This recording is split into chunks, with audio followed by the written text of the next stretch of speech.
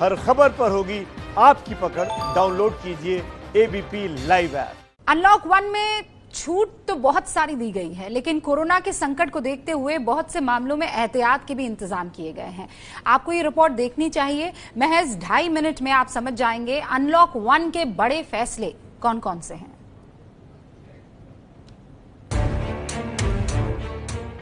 Corona के कहर के बीच अब तक बंद पड़ा देश खुलेगा। अब तक बंद पड़े काम वापस शुरू होंगे।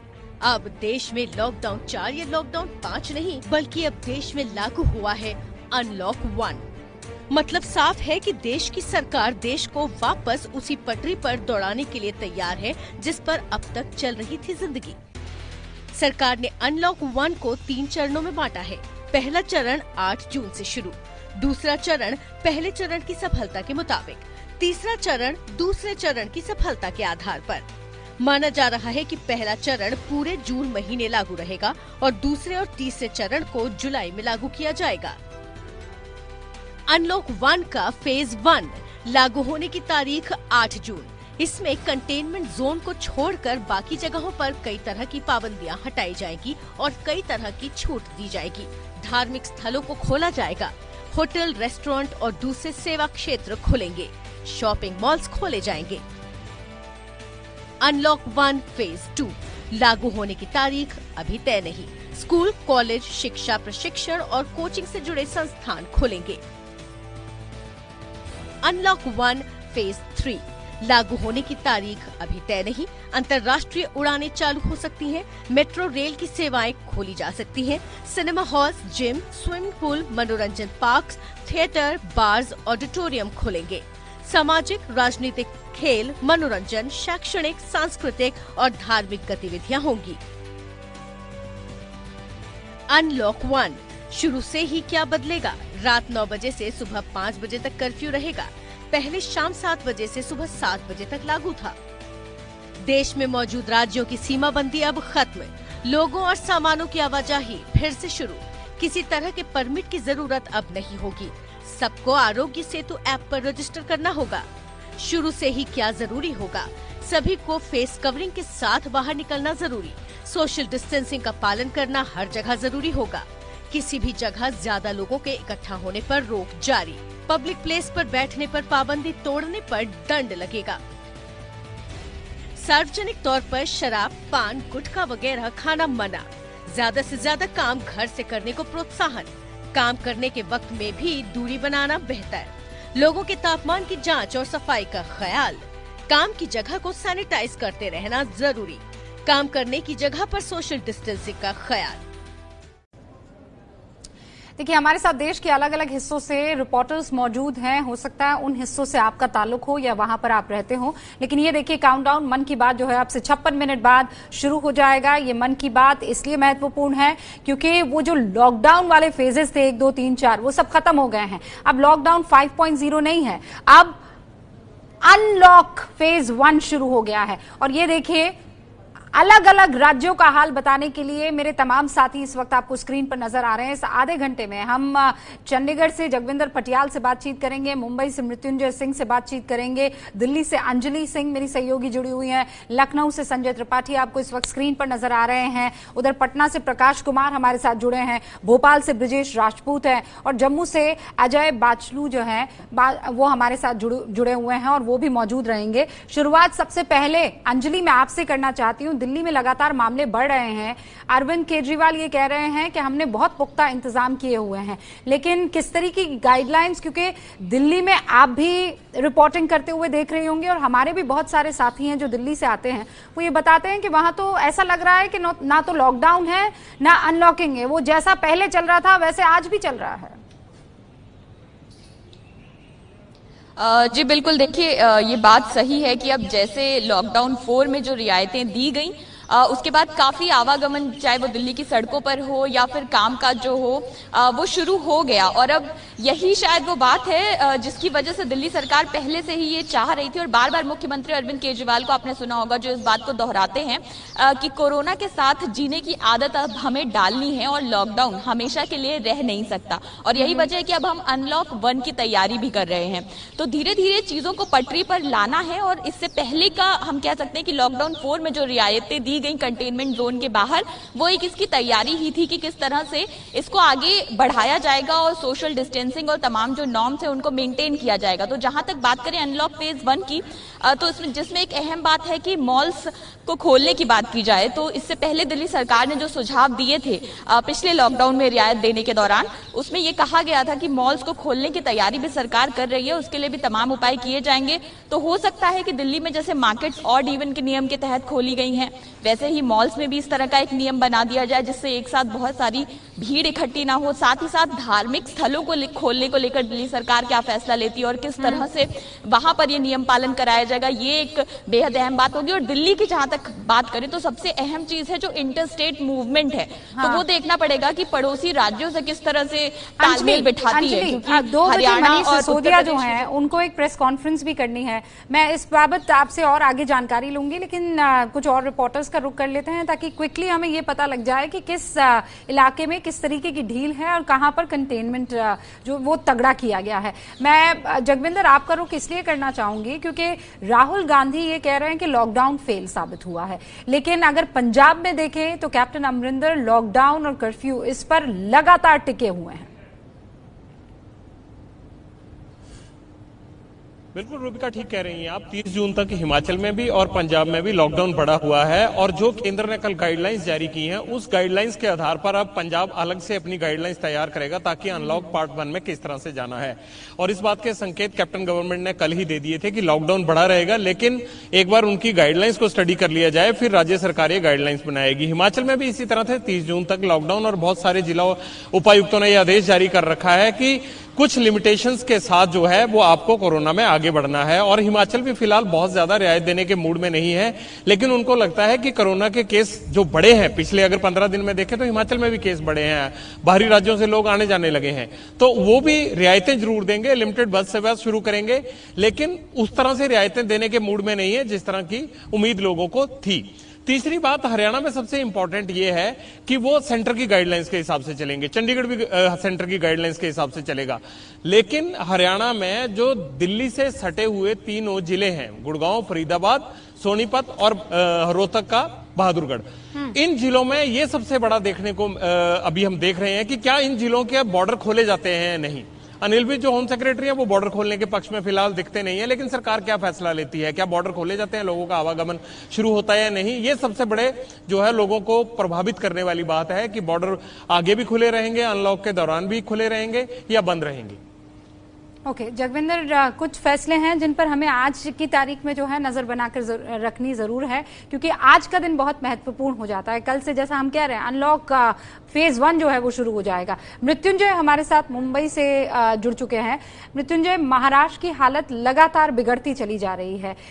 हमने वो तस्वीरें दिखाई है, हमने वो रिपोर्ट्स दिखाई है जहां पर ग्रेवयार्ड्स जो हैं वो तैयार किए जा रहे हैं। ऐसे में सबसे ज्यादा जरूरी महाराष्ट्र में हो जाता है, और गाइडलाइंस देखिए जारी कर दी गई है, फेज वाइज खोला जाएगा सब कुछ। सभी कर्मचारियों की थर्मल स्क्रीनिंग होने वाली है, चरणबद्ध तरीके से ऑफिसेज, दफ्तर जो है खोले जाएंगे। ये इस वक्त की बड़ी खबर है। मृत्युंजय से मैं बातचीत करूं उससे पहले महाराष्ट्र ने गाइडलाइंस जारी कर दी है, तो अब जरूरी हो जाता है कि वो गाइडलाइंस की मुख्य बातें क्या हैं वो मृत्युंजय से जान ली जाए। सभी कर्मचारियों की थर्मल स्क्रीनिंग के साथ दफ्तर जो है फेज वाइज या चरणबद्ध तरीके से खोल दिए जाएंगे। दरवाजे और खिड़कियां दफ्तरों की खुली रहेंगी। इसका मतलब आप ये समझ लीजिए कि एसी का उपयोग नहीं होने वाला है, मतलब जितना मैं समझ पा रही हूं। मृत्युंजय का आप रुख कर लेते हैं। मृत्युंजय, गाइडलाइंस जरा हमें बताइए और महत्वपूर्ण चीजें क्या क्या है।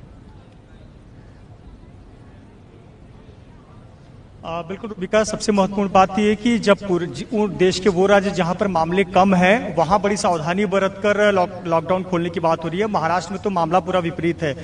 कल 99 लोगों की मौत हुई, परसों 116 लोगों की मौत हुई, 3 दिन पहले 185 लोगों की मौत हुई, 4 दिन पहले 105 लोगों की मौत हुई। तो स्थिति आपको पता है क्या है। इसी बीच गाइडलाइन आई हुई है, लेकिन ये गाइडलाइन जो सरकारी दफ्तर है उनके लिए है। यानी कि एक बात तो साफ है कि जो मुंबई जो देश की आर्थिक राजधानी है, जहां पर प्राइवेट दफ्तर सबसे ज्यादा है, वो उनके खोलने की बात अभी तक कोई नहीं की गई है। लेकिन जो सरकारी दफ्तर खुलेंगे उनके लिए कुछ गाइडलाइन आई है, मराठी में आई है। मैं उसको आपको बता दूं कि जो भी कर्मचारी कार्यालय में काम करने आएंगे उनका थर्मल स्क्रीनिंग होगा, उनकी जांच की जाएगी और अगर तबीयत खराब रहती है तो उन्हें वापस कर दिया जाएगा और ये रोज होगा।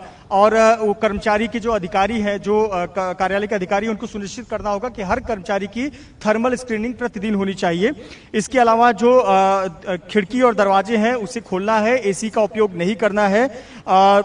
तीन पादरी का प्रयास, यानी ट्रिपल लेयर का, 3 लेयर का एक मास्क सभी को पूरे कामकाज के दौरान पहनना, पूरे दिन भर पहनना, यह अनिवार्य किया गया है। इसके अलावा हमेशा हाथ और मुंह पर, नाक पर हाथ नहीं लगाना है। इस प्रकार के कुछ गाइडलाइन कर्मचारियों को दिए गए हैं। कर्मचारियों को काम करते समय पूरी तरीके से पालन करना है। लेकिन एक बात क्लियर है कि सरकारी दफ्तरों के लिए ये गाइडलाइंस जारी कर दी गई है, लेकिन पूरे महाराष्ट्र और प्राइवेट दफ्तरों की बात इसमें नहीं है।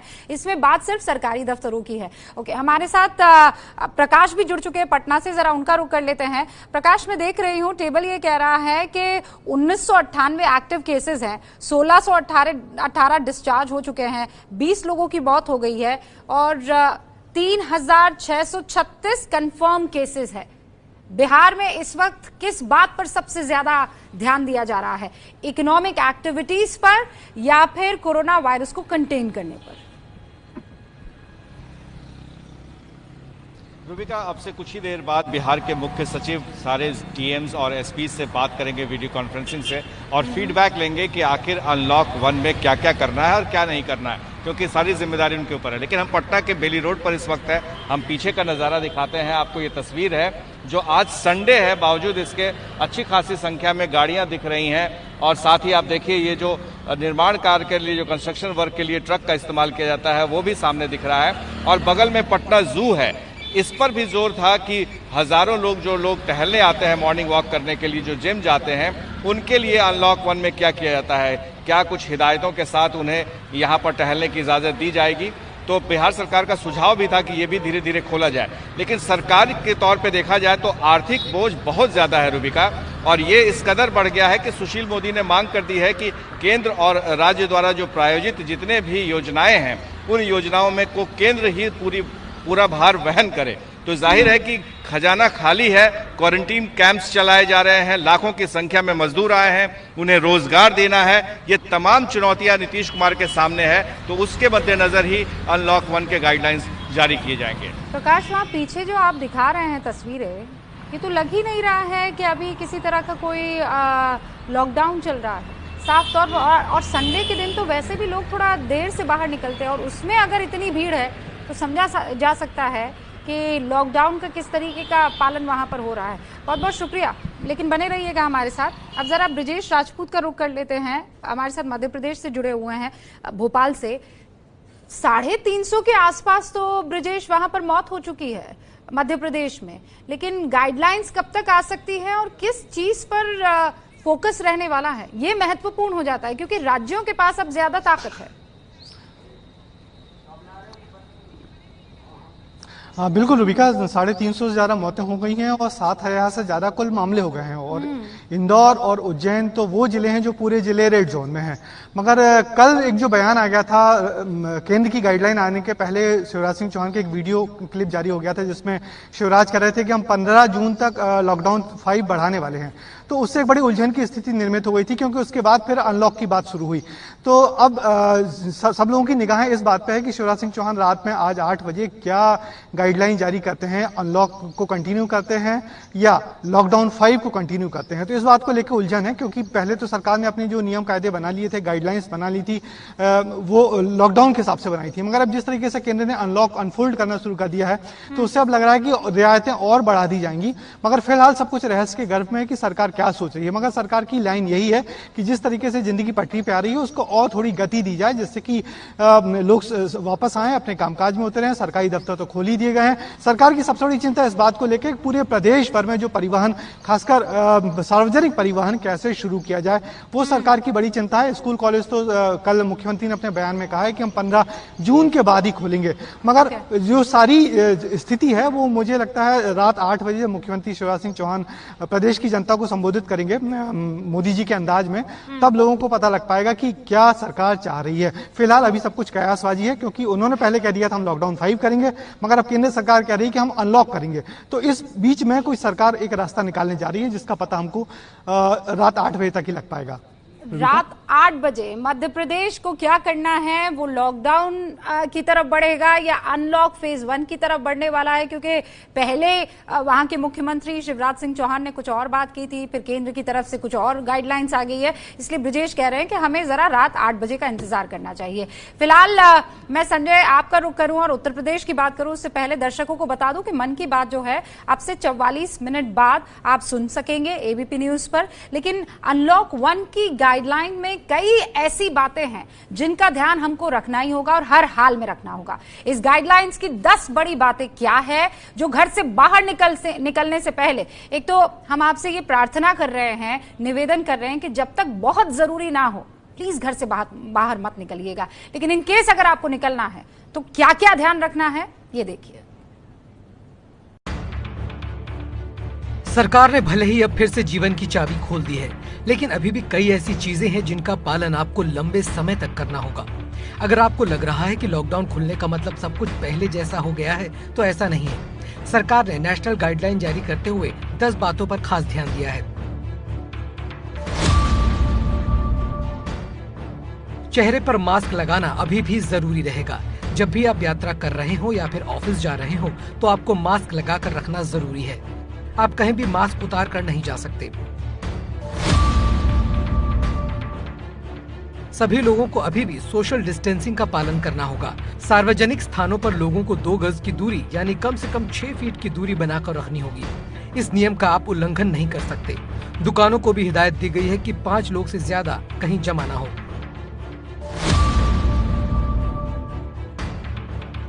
अभी भी बड़ी सभाओं पर पाबंदी जारी रहेगी, यानी कि शादी में 50 से ज्यादा लोग शामिल नहीं हो सकते। इसके अलावा किसी के अंतिम संस्कार या जनाजे में भी 20 से ज्यादा लोग शामिल नहीं हो सकते। सार्वजनिक स्थानों पर आप थूक नहीं सकते। अगर आप थूकते हैं तो आपके ऊपर स्थानीय कानून के मुताबिक जुर्माना लगेगा। सार्वजनिक स्थानों पर शराब, पान, गुटखा, खैनी आदि पर पाबंदी लगी रहेगी। इन सब का सेवन आप सार्वजनिक जगह पर नहीं कर सकते। दफ्तरों के लिए 5 गाइडलाइन सरकार ने अलग से दी है। दफ्तरों को कहा गया है कि जितना संभव हो सके वर्क फ्रॉम होम की नीति लागू रखें। जिनका दफ्तर आना जरूरी ना हो उन्हें घर से ही काम करने की इजाजत दी जाए। दफ्तर, दुकानें, फैक्ट्रियों से कहा गया है कि वो सभी कर्मचारियों को एक साथ न बुलाएं, अलग अलग शिफ्ट में बुलाएं, ताकि एक समय में ज्यादा भीड़ ना हो। दफ्तरों में आते और जाते थर्मल स्क्रीनिंग, हैंड वॉश और सैनिटाइजर का इस्तेमाल करना जरूरी है। इससे किसी भी तरह की छूट नहीं दी गई है। ऑफिस, फैक्ट्रियों और अपने काम के स्थल को सैनिटाइज कराते रहना जरूरी है। दरवाजों के हैंडल जैसी चीजें हर शिफ्ट के बीच में सैनिटाइज होती रहनी चाहिए। हर दफ्तर में बॉस को कहा गया है कि वो अपने कर्मचारियों के बीच सोशल डिस्टेंसिंग का ध्यान रखे। शिफ्ट के समय में गैप हो और लंच ब्रेक में सब एक साथ न जाएं और दूर दूर बैठे। इन सभी गाइडलाइन से साफ है कि लॉकडाउन भले ही खुल रहा हो, लेकिन कुछ नियम आपको लंबे समय तक मानने होंगे। अगर ऐसा करेंगे तभी हम कोरोना से जंग जीत सकेंगे।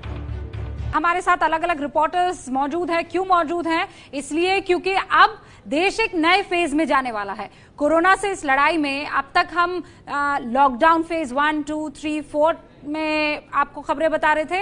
अब 1 तारीख से अनलॉक फेज 1 शुरू हो जाएगा। अब इसके लिए अलग अलग राज्यों को बाकायदा होम मिनिस्ट्री की तरफ से कहा गया, नहीं गृह मंत्रालय की तरफ से कहा गया है कि देखिए आप अपने हिसाब से जिस तरीके का माहौल आपको दिख रहा है अपने शहर, अपने राज्य में, अपने इलाके में, उस तरीके की गाइडलाइंस बना सकते हैं। तो अब क्या महत्वपूर्ण हो जाता है ये देखिए आप, अनलॉक की गाइडलाइंस कब कौन रिलीज करने वाला है। मध्य प्रदेश की गाइडलाइंस 8 बजे आएगी, दिल्ली में गाइडलाइंस 1 बजे जारी की जाएगी, आ सकती है हाँ ये हम, और यूपी में 12:30 के आसपास गाइडलाइंस जारी की जा सकती है। तो चूंकि यूपी का जिक्र हो रहा है, संजय त्रिपाठी का रुख कर लेते हैं, वो हमारे साथ लखनऊ से जुड़ चुके हैं। संजय, 12:30 उसके बाद बहुत चीजें क्लियर होंगी? बिल्कुल रूबिका, क्योंकि मुख्यमंत्री योगी आदित्यनाथ जूम ऐप के जरिए एक 12:30 बजे प्रेस कॉन्फ्रेंस करेंगे। उसमें उम्मीद की जा रही है कि वो बहुत कुछ खुलासा कर सकते हैं कि अनलॉक 1 किस तरह का रहेगा। साथ ही साथ जो लॉकडाउन 5 है, जो कंटेनमेंट एरियाज में 30 जून तक लागू होता है, 1000 से ज्यादा कंटेनमेंट एरिया उत्तर प्रदेश में है और माना जा रहा है कि 30 जून तक उनमें हर हाल में सख्ती बरकरार रहेगी। और आपको पहले बता दूं कि जो केंद्र सरकार से गाइडलाइन इसके पहले 1, 2, 3, 4 लॉकडाउन में जारी की गई थी, वो जस की तस उत्तर प्रदेश में लागू की गई थी। जिन चीजों में राज्य सरकार को निर्णय लेने के अधिकार थे उनमें भी बहुत सख्ती दिखाई गई थी। और उत्तर प्रदेश की जहां तक बात करें तो यहां सामंजस्य बिठाकर काम करने की आवश्यकता जो सूत्र हमारे बता रहे हैं वो सरकार दिखा रही है, क्योंकि इंडस्ट्री और कोरोना संक्रमण इन दोनों को एक तालमेल बिठा के काम करना है। बहुत ज्यादा छूट नहीं देनी है, बहुत रिलैक्सेशन नहीं देना है, क्योंकि लगातार आप देखें उत्तर प्रदेश में 7700 से ज्यादा मामले अब तक सामने आ चुके हैं, जिनमें 2000 से ज्यादा प्रवासी श्रमिकों के केसेस हैं। तो ऐसे में इंडस्ट्री इफेक्ट हो रही है। 30% के जो स्टाफ है उससे चलाने की अनुमति मिल रही है। स्टाफ जो निजी कंपनियों के हैं वहां भी लगभग यही तो रेशियो है। उत्तर प्रदेश में सबसे ज्यादा महत्वपूर्ण आप ये कह रहे हैं कि आपसी समझ, सरकार और उद्योगों में आपसी समझ क्या होगी, इस पर भी बहुत चीज निर्भर करती है। ये आपके लिए क्यों महत्वपूर्ण है? क्योंकि यहां आप देखिए लॉकडाउन 1, 2, 3, 4 के बाद अब अनलॉक फेज 1 शुरू होने वाला है और इसीलिए आज का दिन आपके लिए बहुत महत्वपूर्ण है। अब से कुछ ही देर में प्रधानमंत्री नरेंद्र मोदी मन की बात करने वाले हैं। 29 मिनट बचते हैं, 28 मिनट बचते हैं, प्रधानमंत्री नरेंद्र मोदी देश को संबोधित करेंगे। मन की बात उनकी जो है वो कहने वाले हैं और कहा यह जा रहा है, हमारे सूत्र बता रहे हैं कि पूरे चांसेस हैं कि प्रधानमंत्री नरेंद्र मोदी अनलॉक फेज 1 के बारे में चर्चा करें, उस बारे में जिक्र करें। ये तीसरी मर्तबा होगा जब प्रधानमंत्री नरेंद्र मोदी कोरोना फेज में मुखातब होंगे देश की जनता के साथ। वैसे हम ये कोशिश कर रहे हैं कि अलग अलग राज्यों से जहां से आप ताल्लुक रखते हैं हमारे रिपोर्टर्स जुड़े और वहां की सरकार किस तरीके से आगे बढ़ रही है आपको बताएं। जैसे पहले वाले बुलेटिन में हमने अलग अलग राज्यों को आपके सामने रखा था। आप देखिए हमारे साथ जम्मू से अजय बाचलू है, अहमदाबाद से कृषांक सोनी है, रायपुर से ज्ञानेंद्र तिवारी है, रांची से आदर्श सिंह है, बेंगलुरु से पिंकी राज पुरोहित हमारे साथ मौजूद है, जयपुर से मनीष शर्मा हमारे साथ जुड़ेंगे, इनफैक्ट वो आपको स्क्रीन पर अभी दिखाई दे रहे हैं, कोलकाता से सौमित सेन गुप्ता मौजूद रहेंगे। आधे घंटे में हम इन राज्यों के बारे में क्या अब आगे की गाइडलाइंस और रूपरेखा रहने वाली है जानेंगे। सबसे पहले शुरुआत राजस्थान से करते हैं, मनीष हमारे साथ जुड़े हुए हैं। मनीष, गाइडलाइंस आ गई है और नहीं तो कब तक? जी रूबिका, अभी अगर राजस्थान की गाइडलाइन की बात करें तो ये तो तय हो चुका है कि अब सिर्फ 2 जोन रहेंगे, कंटेनमेंट और नॉन कंटेनमेंट।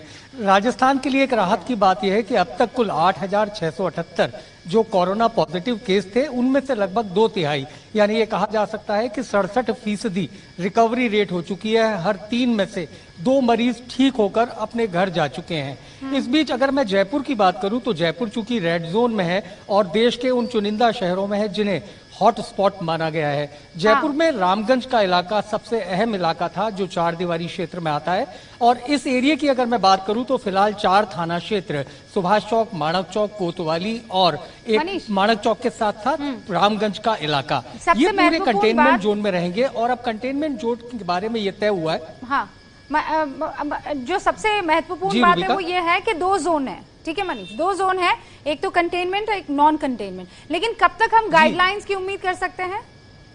कोई वक्त? जी, अब अलग अलग जिला प्रशासन को तय करना है रूबिका, क्योंकि जैसे अगर मैं जयपुर की बात करूं तो आज दोपहर जयपुर के पुलिस कमिश्नर आनंद श्रीवास्तव मीटिंग लेंगे और खासतौर पर परकोटो के इलाके में किस तरीके का कर्फ्यू रखना है, क्योंकि ये तय हो चुका है कि सिर्फ आधा किलोमीटर यानी कंटेनमेंट जोन के आधा किलोमीटर के दायरे में कर्फ्यू रखा जाएगा और उसके अलावा तमाम पुराने शहर जितने हैं उन्हें खोल दिया जाएगा। यानी कि अब कंटेनमेंट जोन को भी सीमित कर दिया गया है आधा किलोमीटर के क्षेत्र में। ओके मनीष, मैं आपको रोक रही हूँ इसलिए क्योंकि अब जरा अजय बाचलू का रुख कर लेते हैं। जम्मू से वो हमारे साथ जुड़े हुए हैं। अजय, वहां का किस तरीके का आलम है और तैयारी किस तरीके की है गाइडलाइंस को लेकर? मैं अपने तमाम रिपोर्टर्स से एक बात क्लियर कर देती हूँ कि मैं गाइडलाइंस आ चुकी है या आने वाली है उसका वक्त जरूर बताइएगा, ताकि दर्शक इस बात को लेकर थोड़ा सा क्लियर हो जाए कि उनके राज्य के बारे में वो कब तक जान पाएंगे। अजय बाचलू।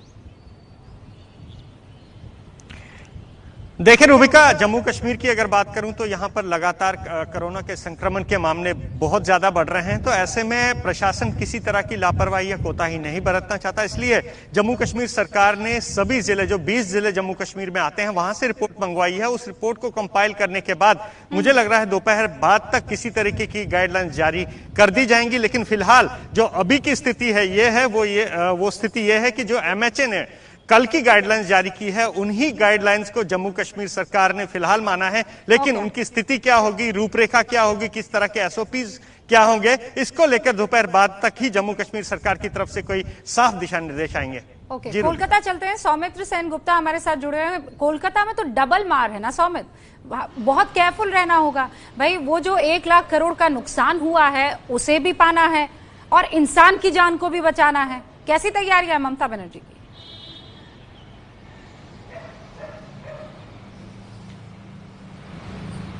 कि बंगाल में भी लगातार ये जो केसेस है कोरोना के, उसमें भी इजाफा हो रहा है। अब तक 30 मई तक की जो हिसाब है कि 5130 मरीज अभी तक कोलकाता में पाए गए हैं और फिलहाल बंगाल में पाए गए हैं और पिछले 24 घंटों में 317 नए केसेस सामने आए हैं। अब गाइडलाइन की बात की जाए तो सरकार ने बहुत से पहल अभी तक उठा चुके हैं। जैसे कि मेरे पीछे आप देख सकते हैं कि यहाँ पर बाजार, दुकान आदि अभी तक खुल चुके हैं। जो भी कंटेनमेंट इलाका है उससे बाहर की जगह में लोग आ जा सकते हैं, जैसे कि बहुत से वाहन भी चल रहे हैं, बसेस भी चल रहे हैं, लेकिन ऑटोज भी चल रहे हैं। और आने वाले दिनों में सरकार की पहल ये रहेगी कि सरकारी दफ्तर खुलना है और वहां पर भी लोग आ जा सकते हैं। हालांकि 50% लोग आएंगे सरकारी दफ्तरों में, ऐसे कोशिश की जा रही है। लेकिन इन सब मामलों में हर जगह रोक रही हूँ आपको क्योंकि देखिए आपसे 25 मिनट बाद मन की बात शुरू हो जाएगी। मैं चाहती हूँ जल्दी से तमाम रिपोर्टर्स के पास हम जाकर और क्विकली क्या क्या सरकार की तैयारियां ले ले को बता दे। बस अब से कुछ ही देर बाद प्रधानमंत्री नरेंद्र मोदी मन की बात कहने वाले हैं, करने वाले 20 मिनट का वक्त बचता है। ये मन की बात इसलिए महत्वपूर्ण हो जाती है क्योंकि प्रधानमंत्री नरेंद्र मोदी लॉकडाउन फेज 4 के बाद अनलॉक फेज 1 के बारे में चर्चा कर सकते हैं। हमारे साथ अलग अलग रिपोर्टर्स आपको स्क्रीन पर दिखाई दे रहे हैं। ज्ञानेंद्र रायपुर से हमारे साथ बने हुए हैं, रांची से आदर्श हमारे साथ है, बेंगलुरु से पिंकी है, जयपुर से मनीष हमारे साथ अभी जुड़े हुए थे, कोलकाता से इनफैक्ट अभी भी हैं। देखिए 10:44 हो रहे हैं और अब से कुछ ही देर बाद प्रधानमंत्री नरेंद्र मोदी मन की बात से देश को संबोधित करेंगे या आगाह करवाएंगे अनलॉक 1। हम इंतजार कर रहे हैं, 15 मिनट का वक्त बचता है और इस बीच जो हमारे अलग अलग रिपोर्टर्स हमारे साथ मौजूद हैं जल्दी से उनका रुख कर लेते हैं। छत्तीसगढ़ रायपुर से ज्ञानेंद्र तिवारी मेरे सहयोगी जुड़े हुए हैं। ज्ञानेंद्र, कैसे हैं आप? और मैं चाहती हूं कि आप दर्शकों को बताएं गाइडलाइंस को लेकर छत्तीसगढ़ की। रूबिका, मैं बिल्कुल ठीक हूं, उम्मीद करता हूं आप भी बहुत ठीक होंगी। छत्तीसगढ़ में 27 मई 2020 को मुख्यमंत्री भूपेश बघेल के निवास में एक बैठक होती है और मंत्रियों के साथ बैठक होती है, अधिकारी भी होते हैं। पूरी गाइडलाइन एक तरह से ये कह लीजिए मंत्रि परिषद का जो निर्णय है वो जारी हो गया है, जो 14-15 बिंदु का है। अनलॉक हो गया है छत्तीसगढ़, कंटेनमेंट जोन को छोड़कर बाकी सभी जगह सुबह 7 से शाम 7, जिसको भारत सरकार गृह मंत्रालय ने अनुमति दी है, वो संस्थाएं, वो दुकानें खुलेंगी।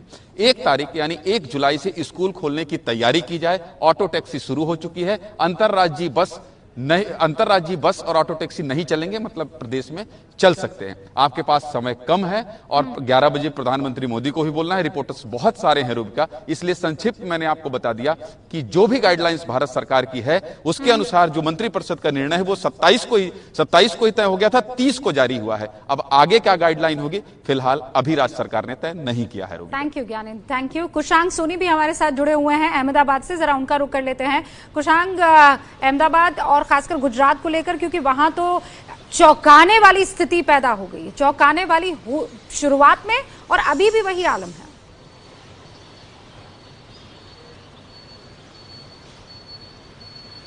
देखिए, मुंबई बात की जाए तो अहमदाबाद में अभी तक 11,800 जितने केस हो चुके हैं और गुजरात सरकार ने यानी कि रूपानी सरकार ने अपनी गाइडलाइन जारी कर दी है।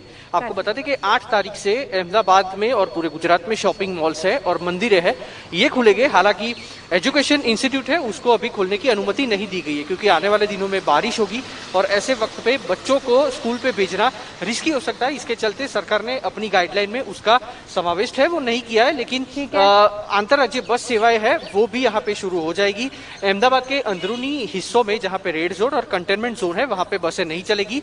इसके अलावा पूरे अहमदाबाद में बसें शुरू हो जाएगी और कल से मंत्रिमंडल की जो सिस्टम है वो भी गांधीनगर में शुरू हो जाएगी। तो इस तरह से सरकार ने अपनी जो गाइडलाइन है वो कल रात को 9:15 बजे जारी कर दी है, जिसके चलते 8 तारीख को गुजरात के अहमदाबाद में काफी छूटछाटों के चलते शॉपिंग मॉल्स है, थिएटर्स है, होटल्स है, ये सारी चीजें और मंदिरें हैं वो सारी चीजें खुल जाएगी। लेकिन ध्यान सिर्फ इस बात का रखना होगा कि सोशल डिस्टेंस का पालन हो और साथ ही में जो स्टाफ है उसको भी मर्यादित संख्या में उनको रखना पड़ेगा। तो ये सरकार की ओर से जो गाइडलाइन है वो जारी की गई है। रूबिका, कुल मिलाकर ये है कि सवारी जो है अपने सामान की रक्षा खुद करे, ये साफ तौर पर वहां गुजरात में दिखाई दे रहा है। पिंकी राज पुरोहित हमारे साथ जुड़ी हुई है। पिंकी, क्या हालचाल है आपका और किस तरीके की गाइडलाइंस वहां? मैं सिर्फ बेंगलुरु की बात नहीं कर रही हूँ, आप पूरा साउथ कवर करती हैं, क्विकली हमें बता दीजिए। Thank you Rubika, I am fine and I hope that you are also fine. और जहां तक बात करें कि लॉकडाउन रिलैक्सेशन की, तो कर्नाटका की सबसे पहले बात करते हैं। देश भर में जो लॉकडाउन 5 की बात हो रही थी, लेकिन कर्नाटका में जो है इसे रिलैक्सेशन 2.0 की तरह देखा जा रहा है। कारण ये है कि इससे पहले ही कर्नाटका ने जो है पार्क, सैलून वगैरह सब कुछ खोल दिए थे और अब जो है 1 जून से मंदिर को भी खोलने की इजाजत जो है वो सरकार ने दे दी थी। लेकिन अब क्योंकि MHA के गाइडलाइंस आए जिसमें जून 8 से खोलने की इजाजत दी गई है, ऐसे में अब कर्नाटक सरकार ने भी अब इसे पोस्टपोन करते हुए जून 8 से कर दिया। इसमें जो है मॉल्स खोलने की तैयारियां भी हो रही है, साथ ही सिंगल स्क्रीन थिएटर्स को खोलने की तैयारियां हो रही है। इसके अलावा मूवी शूटिंग को भी इजाजत जो है वो जून 8 से दी जा सकती है और इसको लेकर नई गाइडलाइंस राज्य सरकार की ओर से करीब शाम तक आ सकती है। वहीं अब बात करते हैं तमिलनाडु की, तो तमिलनाडु में भी हम देख रहे हैं कि 20,000 से ऊपर क्योंकि केस चले गए हैं। तो ऐसे में काफी ऐसे एरियाज है जो कि कंटेनमेंट जोन है। ऐसे में जो नॉर्थ तमिलनाडु है, जो डिस्ट्रिक्ट्स है जैसे तिरुवारूर हो गया और चेन्नई, चेंगलपेट वगैरह, इन सबको छोड़कर जहां पर भी कंटेनमेंट जोन नहीं है वहां पर पूरी तरह से रिलैक्सेशन जो है वो दे दिया गया है। IT कंपनीज को भी जो है अब खोलने की इजाजत दे दी है, लेकिन जो वर्कर्स होंगे वो 40 की संख्या में ही होंगे। इसके अलावा बाकी भी जो है सैलून और मॉल्स हालांकि बंद रहेंगे, लेकिन इसके अलावा जो स्टैंड अलोन शॉप्स होंगे, जो स्टोर्स है, उन सबको भी खोलने की अब इजाजत जो है वो दे दी गई है। साथ ही कैब्स, ऑटोज को भी अब इजाजत दे दी है, लेकिन पैसेंजर्स की संख्या जो है वो काफी लिमिटेड रहेगी। और इसके अलावा बसेस को भी अब एक डिस्ट्रिक्ट से दूसरे डिस्ट्रिक्ट में जो है जाने की इजाजत दे दी है। हालांकि कंटेनमेंट जो है और ये सबसे नया है, इसलिए ना क्योंकि ये जितनी बातें आप बता रही हैं वो लॉकडाउन फेज 4 में साफ तौर पर दिख रही थी। कई राज्यों ने इसको अलाउ कर दिया था। बस एक मंदिर यानी धार्मिक स्थल जितने भी है, मस्जिद, गुरुद्वारा, चर्च, और दूसरा आप ये बता रही है इंटर स्टेट जो आना जाना है वो भी शुरू हो गया है। ओके, हमारे साथ वहां रांची से आदर्श जुड़े हुए हैं, जरा उनका भी रुख कर लेते हैं। आदर्श, आपके पास क्या जानकारी है? देखिए रूबिका, रांची में अगर बात करें तो पूरे झारखंड में बात करें तो 594 ऐसे केसेस हैं एक्टिव हैं और इसमें से 350 से ज्यादा केस ऐसे हैं जो माइग्रेंट लेबर यानी जो मजदूर वापस लौट कर आए हैं उनके हैं। ऐसे में छोटा राज्य है और 9 लाख से ज्यादा मजदूर जो हैं वो देश के अलग अलग हिस्सों में काम करते हैं, वो वापस आ चुके हैं। तो सबसे बड़ी जो समस्या है सरकार के सामने वो ये कि जो ये मजदूर आ रहे हैं उनके साथ जो कोरोना के केसेस आ रहे हैं इनको टैकल करना, और इसीलिए जो अनलॉक 1 में जितनी छूटें या रियायतें दी जानी है उसको लेकर राज्य सरकार लगातार अभी अधिकारियों के साथ बैठक कर रही है। अभी भी एक बैठक चल रही है और माना जा रहा है कि 3 से 4 बजे शाम तक कुछ फैसला आएगा, क्योंकि जो मजदूर हैं उनको लेकर भी देखना है कि वो जो आ रहे हैं उनके लिए क्या व्यवस्थाएं करनी है। इसलिए जो फैसला है वो थोड़ा देर से आएगा, लेकिन उम्मीद की जा रही है कि कुछ एक रियायतें जरूर दी जाएंगी। रूबिका, ये महत्वपूर्ण हो जाता है कि जितने भी मजदूर हैं, श्रमिक हैं, वो अब अपने अपने इलाकों में पहुंच चुके हैं। अब क्या होगा, वो दोबारा उन इलाकों में आएंगे जहां वो काम किया करते थे, या फिर वहीं पर सरकार उनके लिए किसी तरह की कोई तैयारी करेगी, और अगर करेगी तो क्या करेगी? इन सवालों के जवाब भी सरकारों को देने होंगे अलग अलग राज्य के। फिलहाल फर्स्ट फेज जो है यानी पहले फेज अनलॉक के 8 जून से वहां पर धार्मिक स्थलों को खोलने की इजाजत मिल गई है। धार्मिक स्थलों के खुलने का इंतजार बहुत से लोग कर रहे थे। कैसे, आप इस रिपोर्ट से समझिए।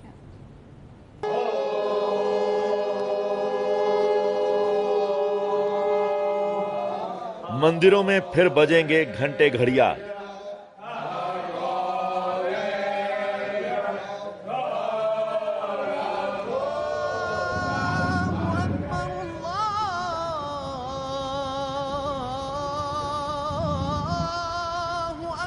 मस्जिदों में गूंजेगी आजान की आवाज।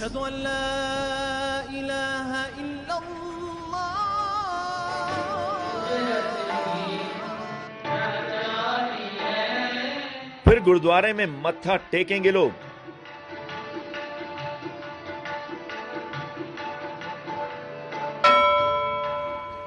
गिरजाघर में करेंगे यीशु को याद।